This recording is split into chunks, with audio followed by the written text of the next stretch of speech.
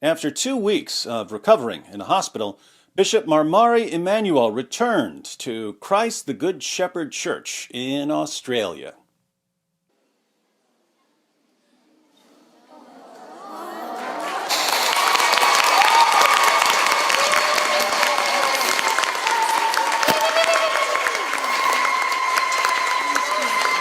The bishop had some strong words for the young jihadi who stabbed him repeatedly with a knife.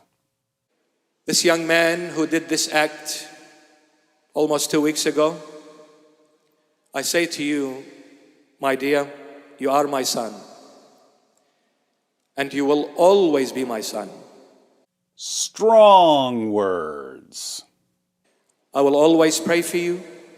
I'll always wish you nothing but the best.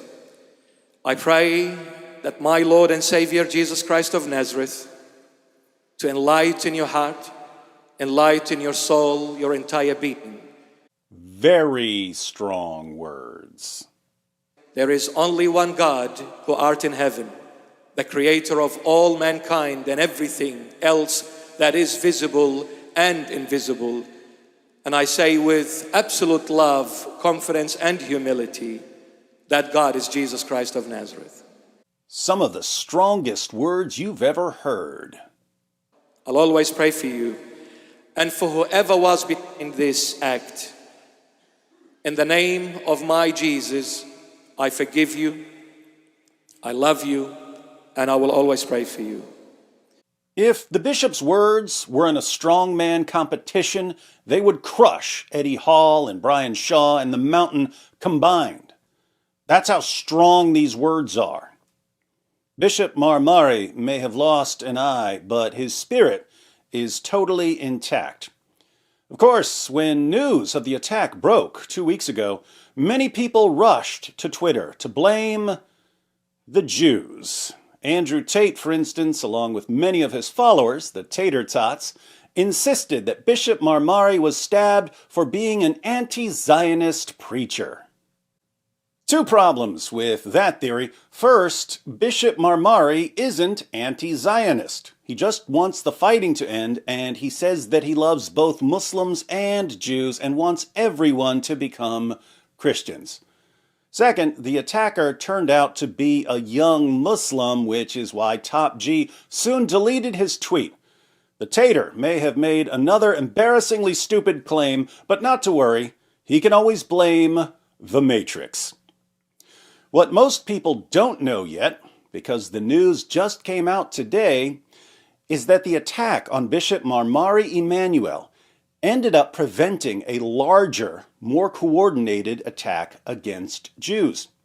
When police investigated the attack on Bishop Marmari, they uncovered another plot involving some of the attacker's friends. The Associated Press reports, 4 teenagers plotted to buy guns and attack Jewish people days after a bishop was stabbed in a Sydney church, according to police documents cited in news reports on Monday. 5 teens, aged 14 to 17, were charged in a Sydney court on Thursday last week with a range of offenses, including conspiring to engage in or planning a terrorist act. Police alleged they all adhered to a religiously motivated, violent extremist ideology. I wonder what that ideology is. Sadly, the Associated Press never mentions the religion of the teenagers involved in this plot. We can only conclude that all the teens are Mormons. Police alleged they all adhered to a religiously motivated, violent extremist mystery ideology that can't be named, and were part of a network that included a 16-year-old boy charged with stabbing Assyrian Orthodox Bishop Marmari Emmanuel on April 15th as a church service was being streamed online. According to a police fact sheet tendered to the Sydney Children's Court, 2 of the defendants charged last week discussed buying guns on April 19th, the same day the bishop's alleged attacker was charged, News Corp Australia newspapers reported. What were the guns for? Hunting koalas? Poaching crocodiles? Let's find out. Gun ownership is heavily restricted in Australia under tough national laws, but there is a black market for firearms in Sydney. Can't blame the authorities for restricting guns, since Australia, as everyone knows, is entirely peopled with criminals. 4 of the boys charged last week, a 15-year-old, a 16-year-old, and 2 17-year-olds, allegedly used the encrypted messaging app Signal to plan their attack. I want to die and I want to kill. I'm just excited. Is your plan to get caught or die or escape? A 17-year-old allegedly said on April 20th in a group chat. The 16-year-old allegedly responded, "We're going to be planning for a while. We prefer to escape, but whatever happens, it's the qadr, predetermination, of Allah," the newspapers reported. Darn Mormons. The 15-year-old allegedly said on Signal on April 19th, "I really want to target the Yahud," meaning Jewish people. The 16-year-old allegedly said of the church attacker, "I know the bloke who done it, and he's my mate." So, a 16-year-old attacked Bishop Marmari Emmanuel. Police then searched the teen's devices and found the other teens who were plotting a more organized attack against Jews. Bishop Marmari lost an eye, but ended up saving who knows how many Jews. On a related note, have you noticed how many Muslim teenagers are getting caught plotting terrorist attacks? I wonder if it's connected to all the Dawah guys telling young Muslims that the concept of martyrdom in Islam gives them an advantage over the Jews. For instance, here's Muhammad Hijab speaking to a crowd of young Muslims about Jews.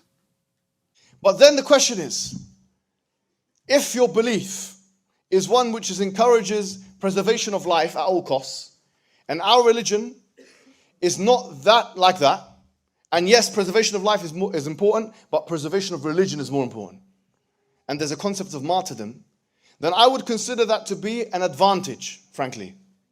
People who seek martyrdom have an advantage over people who seek to preserve life. Then I would consider that to be an advantage, frankly. Because as Robert Greene said, the one who's willing to commit suicide has the initiative. Now, I'm not saying commit suicide. Anyone, this how we got him here. I'm not talking about suicide mission here, bro. I'm just saying figuratively, the one who's willing to take it further. Calm down. He only means figurative suicide and figurative martyrdom. Unfortunately, that's where the footage abruptly cuts off. I guess we'll never know what Muhammad Hijab went on to say in his message to Jews, which you can watch on YouTube. Who knows how many young Muslims were encouraged by Hijab's video to seek figurative martyrdom against Jews in order to show the Jews that Muslims are willing to go further with their figurative suicide missions. Speaking of suicide missions, the government of Australia is willing to go even further than the young Muslims. The Australian government is committing cultural suicide on a scale that's only surpassed by the West in general. But whatever else happens as Australia seeks cultural martyrdom, one bishop upset a young Muslim so much that the young Muslim became desperate and enraged and jumped the gun and accidentally exposed the plans of other young Muslims, saving countless Jewish lives. I've never met Bishop Marmari Emmanuel, but based on his videos, I suspect he'd gladly sacrifice an eye to save the lives of some Jews, or the lives of some Christians, or the lives of some Muslims. Remember, those young Muslims were seeking martyrdom.